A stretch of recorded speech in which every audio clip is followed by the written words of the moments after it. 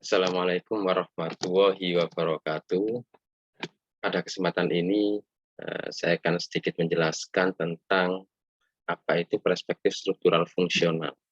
Ya, seperti yang kita ketahui bersama di RPS, kita bahas beberapa perspektif penting dalam teori sosial.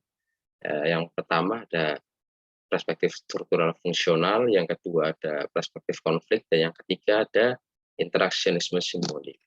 Nah, kita akan membedah satu persatu. Sebenarnya apa itu perspektif struktural fungsional? Ya, secara sekilas kita bisa melihat bahwa perspektif struktural fungsional ini menitik beratkan pada fungsi fungsional, ya, dan kata struktural yang berarti struktur.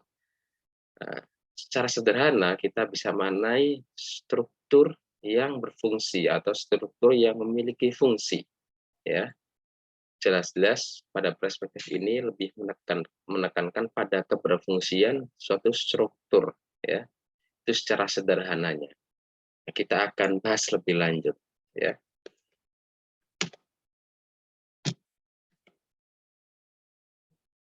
Dari perspektif struktural fungsional ini tentunya terdapat beberapa asumsi dasar, ya, yang kemudian bisa membedakan perspektif ini dengan perspektif-perspektif yang lain. Apa saja asumsinya? Yang pertama, kita bisa melihat jika masyarakat itu kemudian harus dianalisis selaku keseluruhan, ya, selaku sistem yang terdiri dari bagian-bagian yang saling berhubungan.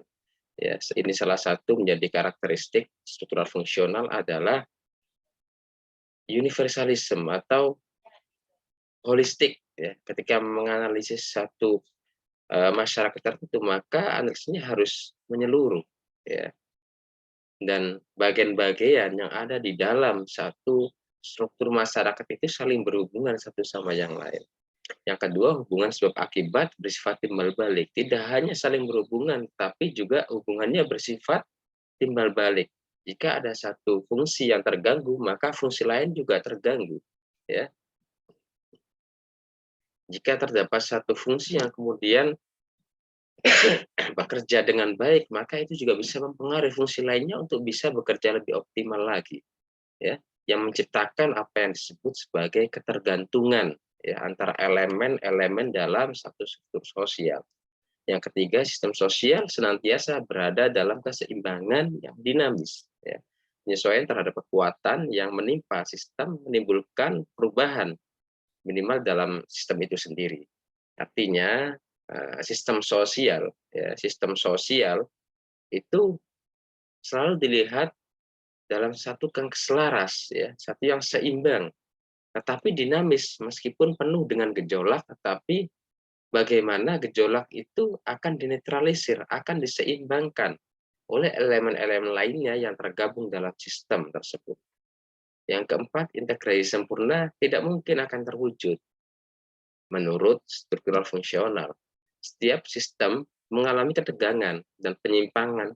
Namun, nah ini perlu digarisbawahi, cenderung dinetralisir melalui institusionalisasi. Nah, apa itu institusionalisasi? Institusionalisasi ini adalah tadi bagian dari sistem atau elemen-elemen kelompok-kelompok masyarakat, ya, yang di dalamnya itu kemudian tergabung. Saya contohkan misalnya satu kelurahan. Satu kelurahan itu terdiri dari ada kepala desa, ada perangkat desa, ada pamong, ya, sampai RT RW, sampai ada masyarakat terkecil di lingkungan kakak, ya, di anggota keluarga masing-masing. Nah, itu adalah membentuk suatu institusi, institusi sosial, ya, yang ada aturan, nilai yang harus ditaati. Nah, jika ada satu masalah, ada ketegangan, misalnya di RT 5 ada ketegangan, maka perangkat desa ini akan mencoba untuk mengintervensi agar ketegangan tersebut bisa diredam, bisa dinetralisir kembali. Inilah fungsi dari setiap elemen masyarakat, ya. Jika misalnya tidak mampu diatasi oleh eh, aparat desa, maka aparat desa akan menghubungi pihak berwajib untuk memberikan bantuan. Bantuan itulah yang disebut sebagai support, untuk mensupport agar fungsi masyarakat ini kemudian bisa kembali seperti yang semestinya. Ya, karena yang diharapkan dalam struktur fungsional masyarakat ini adalah terus seimbang, berjalan harmonis, ya. Meskipun ada gejolak, tapi di situ ada kelompok-kelompok, ada elemen-elemen, ada aparat, ya. Kalau kita bicara tentang apa namanya struktur yang lebih tinggi lagi, ya. Ada aparat yang akan berusaha untuk mengharmoniskan suasana. Kemudian yang terakhir, perubahan pada dasarnya berlangsung secara lambat, ya. Lebih merupakan proses penyesuaian, ya, ketimbang perubahan revolusioner. Artinya, struktural fungsional ini lebih meyakini adanya perubahan yang evolusioner dibanding dengan revolusioner, ya. Perubahan yang pelan, tapi gejolaknya terus bisa diredam daripada yang revolusioner yang kemudian gejolaknya lebih cenderung sporadis, ya. Apa ya, sporadis, lebih lebih lebih konflik. Kalau kita bicara konflik, konfliknya akan lebih tajam dan lebih tidak terarah, tidak teratur, sehingga akan sulit dinetralisir, ya. Sehingga harapan dari struktur fungsional adalah setiap perubahan itu berlangsung secara soft, secara lambat, evolusioner, ya. Karena perubahan itu diyakini sebagai hasil penyesuaian, ya, atas perubahan di luar sistem. Jadi setiap ada perubahan, misalnya ada modernisasi, ada digitalisasi di situ desa, kemudian baru masuk di sana dunia digital, pasti sudah ada gejolak karena ada yang tidak memiliki skill terhadap dunia digital dan seterusnya. Nah, tapi karena itu perlu penyesuaian, maka fungsi-fungsi yang lain ini akan mencoba untuk mendukung agar masyarakat ini yang tadinya tidak mampu untuk mengikuti arus perubahan digitalisasi, mereka bisa mengikutinya dengan baik, ya. Itu kemudian yang menjadi asumsi dasar dari struktural fungsional, ya. Nah, kemudian kita akan bergerak pada tokoh-tokohnya yang menggagas struktural fungsional, ya. Yang pertama ada Agus Comte. Tentunya teman-teman sudah tidak asing lagi, sudah sering mendengar dan membaca, ya, di buku-buku SMA, ya, tentang hukum 3 tahap dari Agus Comte. Kemudian ada Herbert Spencer, nah, kemudian ada Emil Durkheim. Nah, Herbert Spencer ini yang kemudian menjadi orang yang apa ya, mencoba menganalogikan tentang struktur masyarakat dengan struktur tubuh manusia. Sederhananya bagi Herbert Spencer, masyarakat, ya, struktur masyarakat, sistem sosial yang ada di masyarakat itu sama halnya dengan struktur tubuh kita, sama dengan anatomi tubuh kita yang memiliki fungsi masing-masing dan saling terhubung satu sama lain. Jika ada satu bagian tubuh yang sakit, maka bagian tubuh yang lainnya akan terpengaruh kinerjanya. Bisa menjadi lebih lambat, bahkan bisa ikut sakit, ya. Begitu juga di dunia sosial. Misalnya dalam satu desa, di sana ada aparat misalnya yang tidak berfungsi, misalnya tidak bisa memonitoring, ya, atau memantau, misalnya ada kasus kejahatan di RW tertentu dibiarkan saja, tidak dikontrol, maka itu akan berpengaruh kepada lingkungan-lingkungan yang lain. Bisa jadi semakin banyak keluarga yang merasa kehilangan, semakin banyak tingkat kriminalitas di daerah tersebut. Nah, itu bagi Spencer sama dengan kondisi tubuh kita. Itulah yang disebut sebagai masyarakat yang ada elemen-elemen tertentu yang tidak berfungsi atau sakit, ya. Nah, kemudian di tokoh lain ada Emil Durkheim. Nah, Emil Durkheim ini menjadi salah satu tokoh yang tokoh kunci di sosiologi, ya, Emil Durkheim. Ini yang kemudian banyak membedah bagaimana struktural fungsional ini kemudian melahirkan atau memberi konsekuensi metodologis berupa riset-riset kuantitatif, karena melihat struktural fungsional itu melihat satu hal yang secara umum tapi tidak mendalam, ya. Misalnya kalau kita melihat pengaruh obat-obat terlarang, narkotika terhadap pendidikan mahasiswa, gitu ya. Nah, riset-riset kuantitatif inilah yang kemudian memiliki apa ya, banyak terpengaruh dari struktural fungsional ini, perspektif ini, karena melihatnya sangat positif dan bagaimana agar nantinya riset-risetnya ini bisa digeneralisir, bisa diadopsi di satu tempat ke tempat yang lain.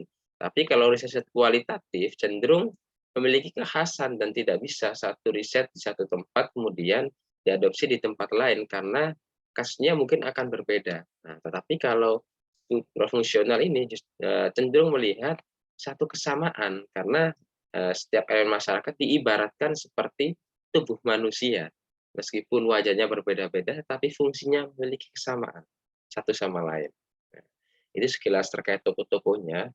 Kemudian ada satu tokoh lagi yang kemudian menjadi satu tokoh yang mengembangkan secara lebih kompleks dari struktur fungsional, yakni Talcott Person. Ya. Talcott Person ini selain dipengaruhi oleh struktur fungsional, mereka juga Person ini juga mengadopsi gagasannya Max Weber, ya, yang pada dasarnya sebenarnya Max Weber ini banyak berpengaruh pada perspektif interaksinisme simbolik, tetapi untuk melengkapi gagasannya terkait teori sistem, Parson ini juga dia beberapa kali terlihat begitu ya, mengadopsi pemikiran Max Weber tentang tindakan sosial, sehingga teori sistem yang dicetuskan ini menjadi lebih kompleks dan komprehensif. Nah, ini salah satu quote dari Talcott Person ya terkait apa itu fungsi ya, yang dia jelaskan sebagai bertemunya satu kebutuhan ya atau adanya kebutuhan sistem. Ya, jadi masyarakat itu elemen-elemennya ini sebagai kebutuhan dari sistem. Sebelum kita melangkah lebih jauh ke teori sistem milik Parson, kita baiknya untuk memahami terlebih dahulu apa itu sebenarnya sistem ya. Kalau di sini dijelaskan bahwa sistem itu memiliki ciri-ciri yang spesifik ya, yang terdapat pada sistem pada umumnya. Yang pertama terdiri dari banyak bagian komponen. Kemudian komponen setiap sistem ini saling berinteraksi, saling berhubungan ya dan juga saling ketergantungan. Tadi seperti yang saya jelaskan, jika ada satu elemen yang sakit, maka elemen yang lain akan terganggu kinerjanya, dia tidak akan bisa bekerja secara maksimal. Yang terakhir, keseluruhan sistem punya tujuan dan fungsi, tidak sekedar penjumlahan dari komponen-komponennya. Jadi setiap sistem ya, sistem masih di masyarakat itu pasti punya tujuan ya. Di kelurahan dia pasti punya tujuan, tujuannya diturunkan dari kecamatan, diturunkan dari kabupaten. Nah, visi dari kabupaten itu apa, misinya apa, rencana ke depan selama 5 tahun apa saja yang harus dikerjakan, yang harus diperbaiki. Ini adalah sebagai satu sistem sosial yang besar ya. Ini kemudian menjadi satu ciri dari sistem itu sendiri. Sekarang kita akan coba menelaah secara lebih rinci dari teori sistem yang dimaksud oleh Parson. Parson mengemukakan bahwa masyarakat itu akan survive jika dalam satu sistem ini menjalankan setidaknya 4 fungsi yang disebut sebagai agil. Agil, yang pertama A itu adaptation, G itu goal, I integration, dan L itu latent pattern of maintenance. Ya, adaptation itu adalah sebuah adaptasi. Jadi bagaimana masyarakat itu memiliki kemampuan adaptasi dari setiap perubahan sosial. Itu adalah salah satu fungsi penting yang harus dimiliki oleh satu sistem agar mereka bisa bertahan. Yang kedua, goal. Jadi tujuan yang ingin dicapai, setiap masyarakat itu harus memiliki fungsi goal, punya tujuan. Kira-kira tujuan dalam membangun satu desa ini apa nanti? Tujuan jangka pendek, jangka menengah, jangka panjangnya itu seperti apa? Itu kalau contohnya kita ambil desa. Kemudian integrasi. Ya, integrasi ini adalah kemampuan agar bisa berintegrasi dengan setiap perubahan. Tidak hanya beradaptasi, tetapi juga berintegrasi.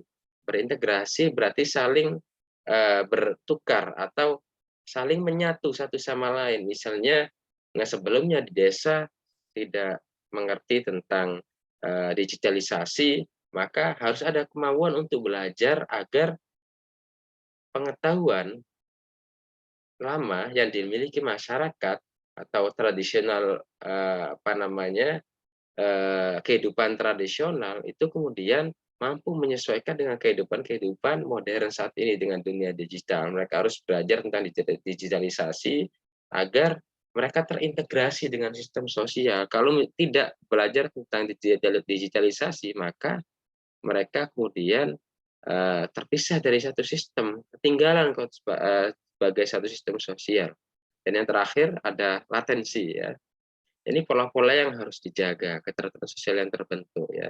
Dalam satu sistem sosial tentunya ada pola-pola yang kemudian harus dijaga, dikembangkan, dicetuskan, ya, yang nantinya akan membentuk satu keteraturan sosial yang biasanya berbentuk sebuah budaya, ya, budaya-budaya yang ingin ingin dikembangkan. Misalnya di desa, bagaimana agar solidaritas di desa itu akan tetap terjaga.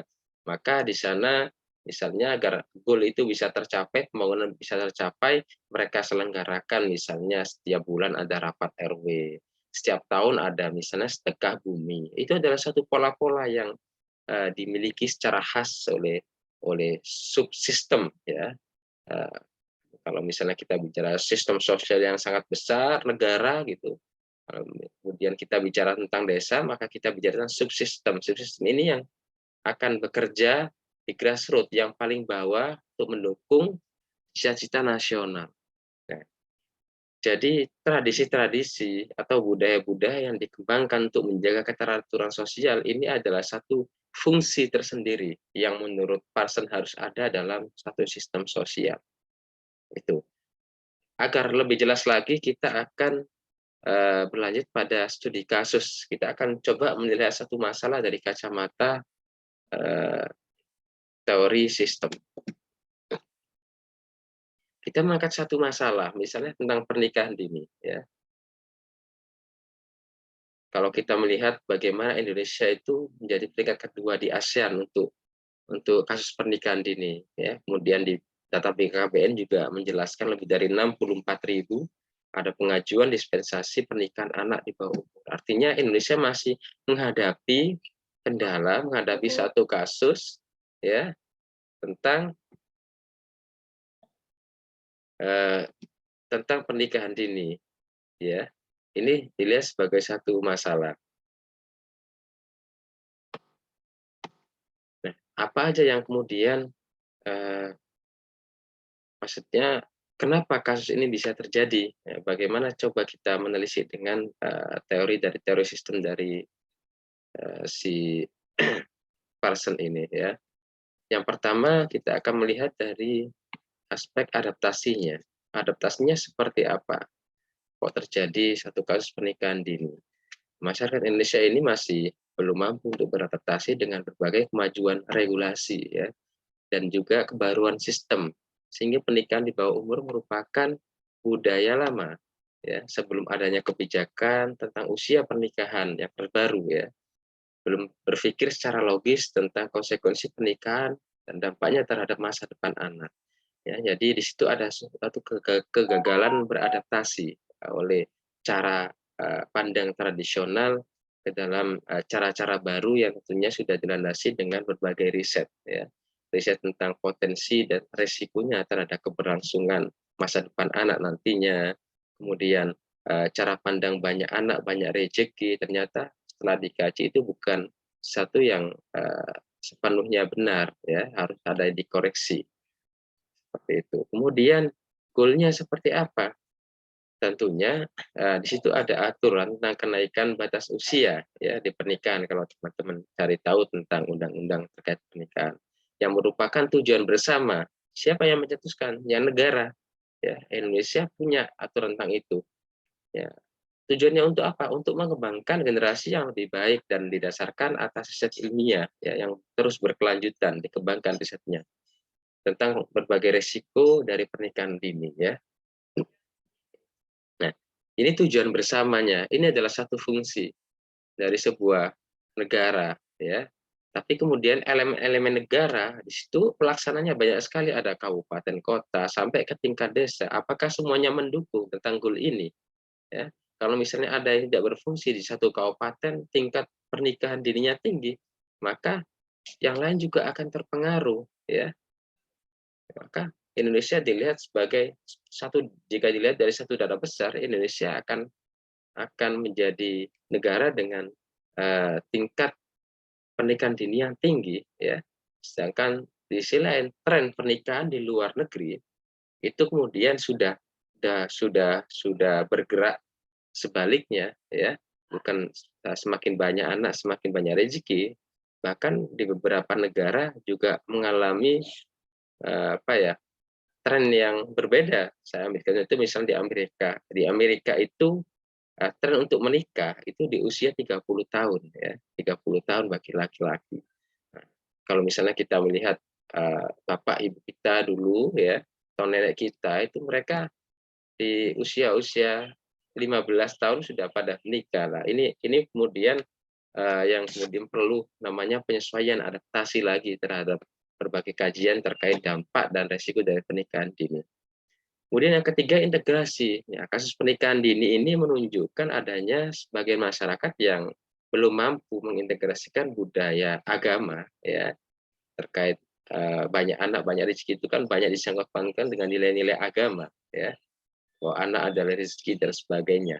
Dan kebijakan pemerintah, ya, kebijakan pemerintah tentunya banyak banyak banyak dijumpai melalui BKKBN, ya, BKKBN yang mengurus tentang keluarga dan seterusnya. Beberapa faktor diantaranya terkait bisa karena sosialisasi yang kurang efektif, juga karena taraf pendidikan masyarakat, ya, terkait keterbukaan informasi, ya, terkait cara pandang masyarakat dalam melihat harmonisasi keluarga seperti apa, ya. Ini kemudian dianggap fungsi ini juga belum berjalan jika melihat kasusnya seperti ini. Yang terakhir latensi, ya, ini pola-pola yang mendukung pencegahan pernikahan dini ini harus digalakkan secara masif. Nah, peran sebagai generasi muda apa? Nah, bisa dilakukan dengan kampanye di media sosial tentang budaya-budaya pernikahan dini. Ini adalah pola-pola yang kemudian harus dikembangkan agar sosialisasi terkait dampak dan risiko pernikahan dini itu kemudian semakin banyak diterima oleh kalangan masyarakat. Ya, bagaimana untuk mengintervensi masyarakat agar cara pandangnya itu mulai berubah terkait pernikahan anak, ya, anak di bawah umur. Nah, itu kemudian yang bisa saya sampaikan terkait kasus ini. Semoga teman-teman mulai bisa memahami secara praktis. Selain secara teoritis, praktisnya seperti apa? Kalau misalnya kita melihat satu kasus dan melihat dari kacamata teori ini, ya seperti yang saya jelaskan tadi, itu adalah satu contoh dari uh, fungsi dari teori itu sendiri sebagai pisau analisis, ya. Kemudian tentunya dari setiap teori itu tidak luput dari celah, ya, tidak luput dari kekurangan. Di sini ada satu tokoh namanya Merton yang kemudian memberikan kritik, ya, terutama terkait postulat kesatuan sosial, ya. Karena dilihat Merton postulat ini itu hanya berlaku standar untuk kepercayaan dan budaya bagi seluruh masyarakat termasuk individu. Tapi bagi Merton, beberapa standar sosial tertentu tidak mewakili konteks kelompok minoritas dan masyarakat primitif. Ya. Karena dalam satu sistem yang besar, kelompok-kelompok kecil ini cenderung ditutupin karena dianggap sebagai sebagai kelompok-kelompok yang hanya akan memberikan noda kecil dalam masyarakat, ya. Misalnya di situ ada kelompok gelandangan di satu tempat, maka bagi Merton struktural fungsional ini akan cenderung untuk mengabaikan mereka karena mereka ini hanya akan menjadi satu masalah baru, ya, bagi masyarakat, ya, daripada kemudian kalau misalnya coba fungsi-fungsi lain aparat-aparat lain sudah coba menyelesaikan untuk menertibkan gelandangan dan sebagainya, orang-orang yang kemudian dianggap meresahkan masyarakat, ya, meskipun gelandangan juga belum tentu meresahkan, tetapi kemudian seringkali mengganggu kinerja negara dalam membangun sebuah tata kelola di satu kota, ya. Mereka dianggap apa ya, satu permasalahan yang kemudian kalau misalnya fungsi-fungsi yang lain, fungsi ketertiban, aparat-aparat tidak bisa untuk menetralisir suasana, tidak mampu mengatasi masalah tersebut, daripada nanti secara universal itu Indonesia dilihat ada celah, ada nodanya, jeleknya, karena mereka ini lebih baik mereka ditutupin. Mereka seringkali tidak dimasukkan dalam satu sistem sosial, ya, dianggap mereka tidak ada, mereka di luar dari kita semua. Yang cenderung akan diakui adalah mereka-mereka yang kemudian mengikuti aturan, mengikuti standar-standar yang ditentukan oleh sistem sosial yang ada. Nah, yang kedua, fungsionalisme universal. Nah, itu tadi ya, struktur itu kemudian memiliki fungsi yang selalu akan didamba-dambakan, bahwa standar atas bentuk sosial dan kultural itu memiliki fungsi positif. Jadi sangat positivistik ya. Dan yang terakhir itu sesuatu yang sangat diperlukan. Dalil ini mendorong ke arah gagasan di mana semua struktur fungsi penting bagi masyarakat. Jadi semua masyarakat ini dianggap memiliki peran yang sangat penting ya, dan dituntut untuk memiliki cara pandang yang positif ya, bukan berarti anti kritik, tetapi cenderung untuk meminimalisir adanya kritik ya dari ini yang kemudian dikritisi oleh Merton, karena fungsionalisme universal ini cenderung akan mengabaikan beberapa kritik-kritik atau beberapa permasalahan-permasalahan kecil yang sebenarnya itu menjadi satu kunci dari permasalahan yang lebih besar, tapi karena diabaikan maka permasalahan itu tidak pernah selesai. Nah, itu kritik dari Merton terhadap struktural fungsional. Nah, itu dulu untuk penjelasan saya di materi kali ini. Semoga teman-teman bisa memahami materi ini dengan baik, dan saya sarankan silakan belajar juga secara mandiri melalui sumber-sumber referensi yang lain, banyak sekali di internet ya, di Google Scholar, dan di buku-buku juga cukup banyak ya. Sekian dari saya akhiri, terima kasih, dan wassalamualaikum warahmatullahi wabarakatuh.